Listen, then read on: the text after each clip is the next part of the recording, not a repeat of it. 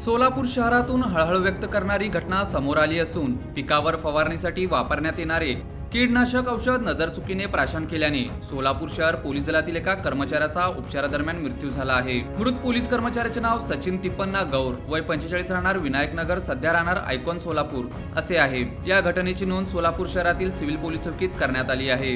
याबाबत मिळालेल्या अधिक माहितीनुसार सचिन गौर यांनी घरात ठेवलेले पिकावर फवारणीचे कीटनाशक औषध नजरचुकीने प्राशन केले। ही दुर्दैवी घटना 1 जानेवारी रोजी घडली होती।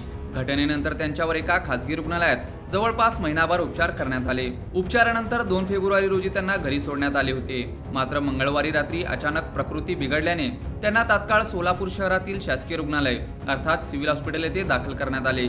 मात्र उपचार सुरू असतानाच त्यांचे निधन झाले।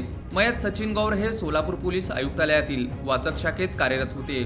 त्यांच्या निधनाने पोलीस दलात शोककळा पसरली आहे। त्यांच्या पश्चात आई, पत्नी, एक मुलगा, एक मुलगी, भाऊ व बहीण असा परिवार आहे।